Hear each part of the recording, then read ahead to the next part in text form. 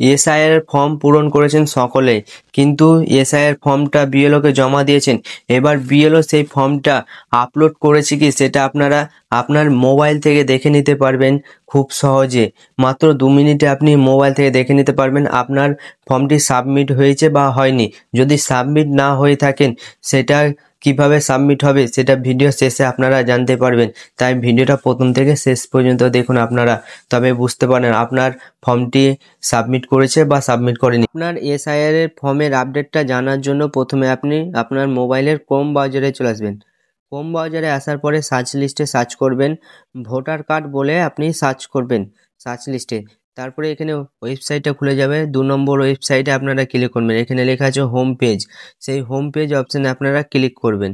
সেখানে ক্লিক করার পরে এখানে যাদের আগে থেকে আইডি করা আছে, মানে যারা আগে থেকে লগ ইন করেছেন এবং কোনো কাজ করেছেন ভোটার কার্ডে, তারা লগ ইন অপশানে ক্লিক করবেন। যারা নতুন তারা এখানে সিং আপ বলে আছে, সেখানে আপনারা ক্লিক করবেন। তারপর এখানে আপনার মোবাইল নম্বরটা দিয়ে দিবেন।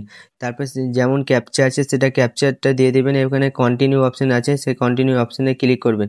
তারপরে আপনার ফার্স্ট নেম এবং লাস্ট নেম দিয়ে সিং আপ করে নেবেন। তারপরে এখানে লগ ইন অপশান আছে, সেই লগ ইনে ক্লিক করবেন। সেই লগ ইনে ক্লিক করার পরে এবার আপনি যে মোবাইল নম্বরটা দিয়ে রেজিস্টার করলেন সেই মোবাইল নাম্বারটা আপনি এখানে দেবেন। তারপরে ক্যাপচা যেমন আছে সেই রকম এখানে আপনারা ফিল করে দেবেন।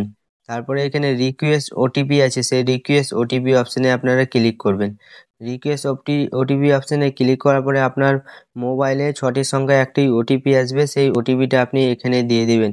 যেমন ওটিপি আসবে তেমনই দিয়ে দেবেন ওটিপিটা আপনারা। ওটিপিটা দেওয়ার পরে এখানে verify and log in option আছে, সেখানে আপনারা ক্লিক করবেন। সেখানে ক্লিক করার পরে এবার আপনার আইডিটা খোলা কমপ্লিট হয়ে গেলে কীভাবে দেখতে পারবেন আপনার ফর্মটি সাবমিট করেছি কি বা সাবমিট করেনি সেটা চেক করার জন্য প্রথমে এখানে 3 লাইন ডট আছে, সেই 3 লাইন ডটে ক্লিক করবেন। 3 লাইন ডটে ক্লিক করার পরে এখানে ডেস্কটপ সাইট বলে অপশান আছে, সেই ডেস্কটপ সাইট অপশানে ক্লিক করবেন। এখানে আপনার সুবিধা আপনারা শর্টকাটে সব কিছু পেয়ে যাবেন, কম্পিউটারের মতো সাইট দেখাবে আপনাদের। তারপরে চেক করার জন্য এখানে কি লেখা আছে ফিল এনুমারেশন ফর্ম, সেখানে আপনারা ক্লিক করবেন। সেখানে ক্লিক করার পরে এখানে আপনাকে স্টেট সিলেক্ট করতে দেবে, আপনি কোন স্টেটের মধ্যে বসবাস করছেন। আপনি সম্ভবত আমাদের পশ্চিমবাংলাতেই বসবাস করছেন। এখানে আপনার স্টেটটা সিলেক্ট করে নেবেন। স্টেটটা সিলেক্ট করার পরে এখানে এন্টার ইউর ইপিক নাম্বার 2025, মানে আপনার 2025-এ যে ভোটার কার্ডের নম্বরটা আছে সেই নম্বরটা আপনারা এখানে ফিল আপ করে দেবেন। যেমন নম্বরটা আছে সেই রকমভাবে আপনারা ফিল আপ করে দেবেন। তারপরে নম্বরটা ফিল আপ করার পরে এখানে দেখতে পারবেন সার্চ বলে লেখা আছে, সেই সার্চ অপশানে আপনারা ক্লিক করবেন।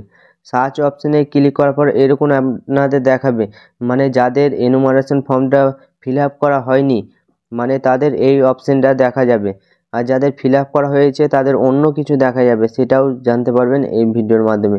এবার যাদের ফিল আপ হয়নি তারা বিএলওর সাথে কন্ট্যাক্ট করে নিতে পারবেন। বিএলওকে আপনারা বলবেন আমার ফর্মটা এখনও সাবমিট হয়নি, তারা চেক করে আপনার ফর্মটাকে সাবমিট করে দেবে অনলাইনে আবার।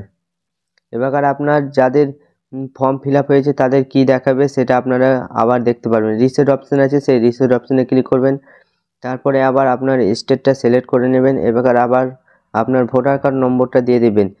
যার সাকসেস হয়েছে বা সাকসেস হয়নি আপনি এইভাবে আপনার পুরো পরিবারের কিন্তু লিস্টটা দেখতে পারবেন, কার আপলোড করা হয়েছে কার আপলোড করা হয়নি। তারপরে আবার সার্চ লিস্ট আছে, সেই সার্চ লিস্ট অপশানে ক্লিক করবেন। এবার এখানে একটা দেখাচ্ছে অলরেডি ফর্ম সাবমিটেড, মানে এই ফর্মটা সাবমিট করে দিয়েছে। আপনার যদি কোনো প্রশ্ন থাকে তাহলে বিএলওকে জানতে পারেন।